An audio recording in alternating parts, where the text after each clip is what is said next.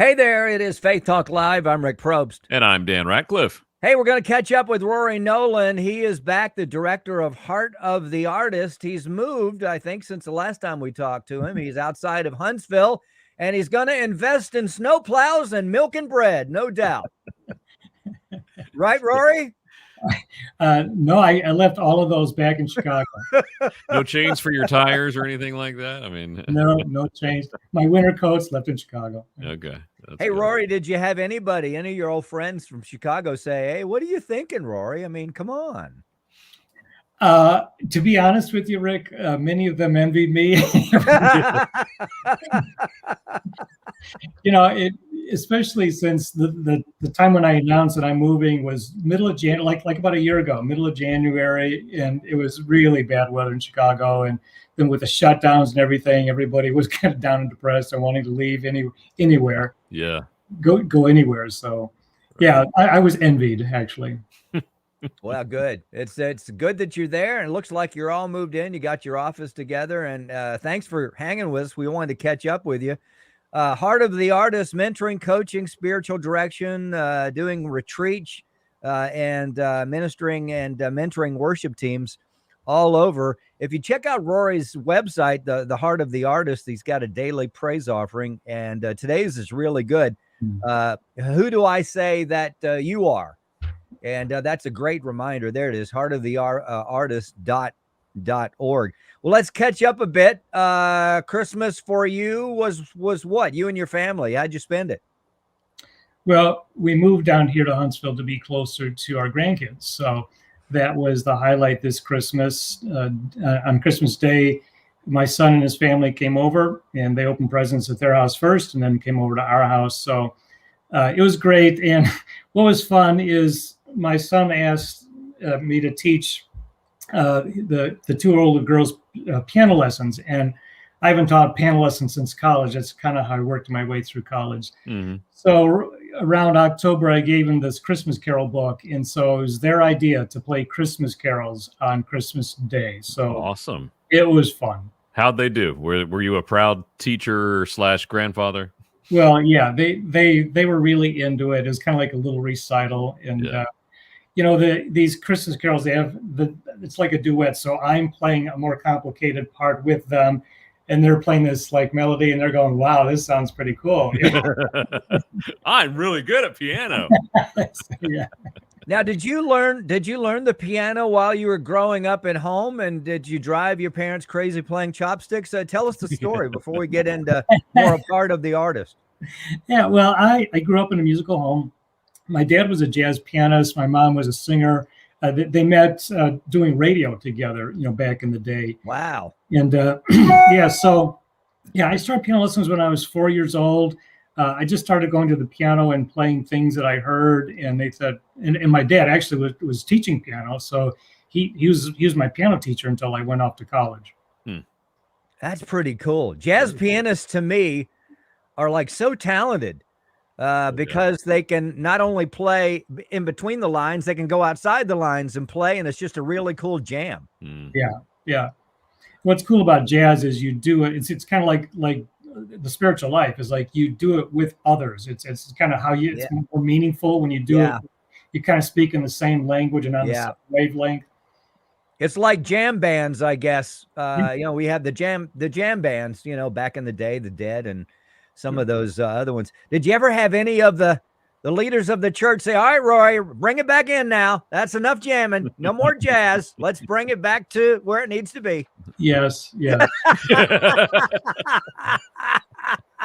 Yes, Rick. Many times they had to remind me, you have to appeal to adults and rein it in.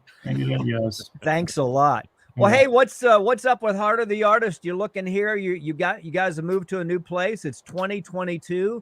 What's on the agenda for you? Well, I came out with a new book, actually 2 new books last year, and the most recent one though came out in June. So it's been about 6 months. Transforming worship, planning and leading worship services, is a spiritual formation mattered. And it seems to, 6 months out now, I'm getting some, pretty good responses, and it seems to have stirred up some good conversations. Good. Good. Well, I see on your website you also had, or at least it says new, the Heart of the Artist second edition. Right. Is that the same as the original book, and you just changed it a bit, or what's going on with the new book? I changed it dramatically. For one thing, I updated all the scenarios and a lot of the examples. Kind of embarrassingly, they reflected how we did worship back in the 80s. So it's kind of time to change those. Any that you saw that you were like, no, we need to keep that. That was just awesome when we did that. I mean, the equalizer, the synthesizer. We need more of those. Yeah. But yeah, since the book came out over 20 years ago, but it's had a pretty good shelf life. So, the publisher wanted to keep it going, and so I updated it, for the next generation. And I added a lot of things that I've been teaching since the book came out. So, yeah, if anybody's got the old version, I highly recommend getting the new version. It's updated, revised with additional material. Now, Rory, you're on the pulse of what's going on. You influence a lot of not just worship leaders, but churches all around the country. And I know that we've all gone through the attendance things, and I know that affects worship people, because they have a heart, they want to bring it, and just people to experience the presence of the Lord and the depth of the songs that they're doing. What are you finding? Are they calling you, texting you, emailing you, saying, hey, it's still not 100% like it used to be. What do I do as a worship leader? Yeah, Rick, I'm having a lot of calls, and especially since the new book came out, because that speaks directly to what you're bringing up here. And this is probably some of the conversations you guys are pulled into as well.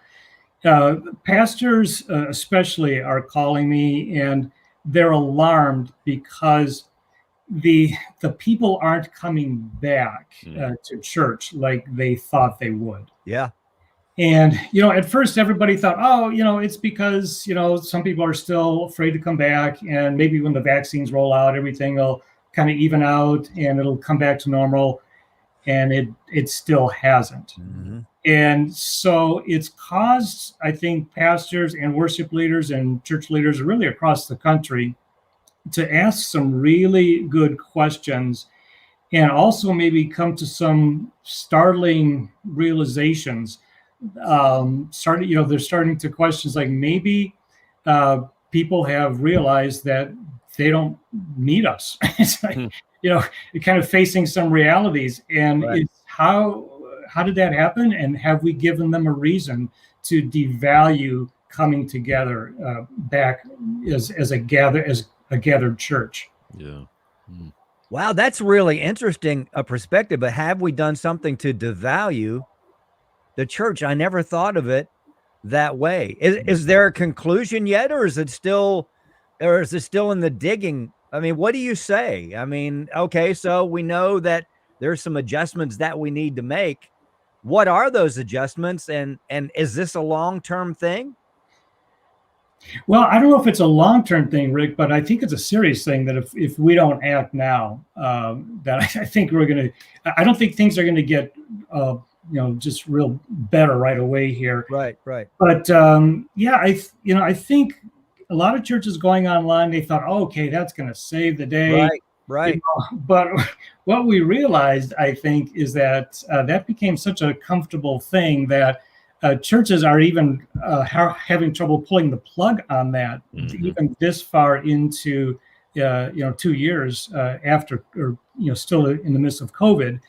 And so because they're realizing that, okay, people, they've kind of found other things to do, maybe besides going to church, right, being online.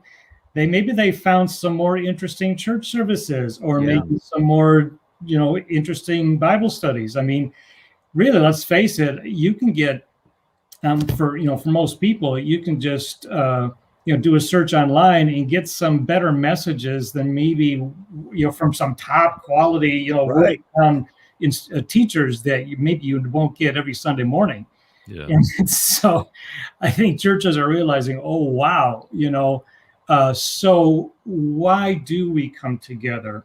and maybe people just aren't finding it meaningful anymore. So that's why they're calling me, especially since my new book came out, because that's really what this book is about, is how to make the service more meaningful.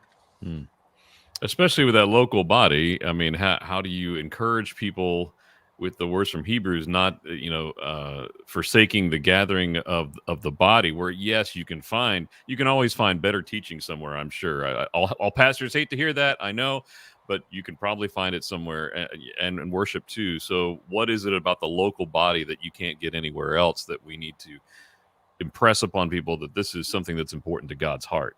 Yeah, well, it's a great question, Dan, because it's not just about the teaching.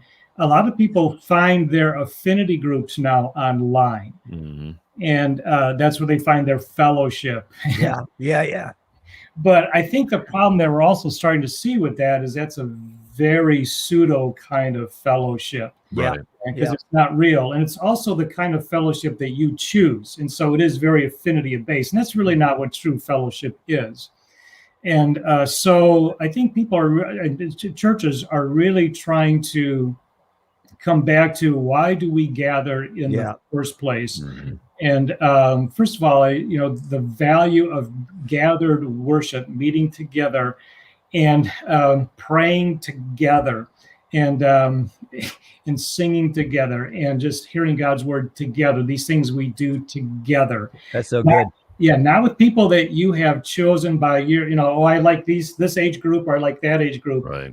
But really, true fellowship, the kind that really shapes us and molds us, is multi-ethnic, and it's multi-generational. It's a smattering. It's with people who hold different political views than you. Yeah. With different social standing. That's what true fellowship is. Yeah. Love that. And that's what church is. Yeah. I got to read that book, Rory. I got to do it. Heartoftheartist.org. If you look in the background there, I just noticed it a little while ago. Is that a cello that's back there, Rory? Yes. Yeah. My cello, my guitars are here, the piano's in the next room. So, yeah.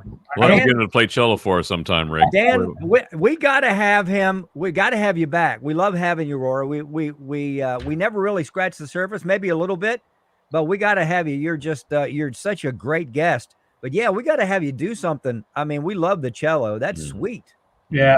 Well, I don't play as much as I used to, but it's more of a hobby these days. Maybe you can do a little duet with your granddaughters. They can play piano. You can play the cello. We That'd can be have a awesome. Concert right here on on FaithTalk. There you go.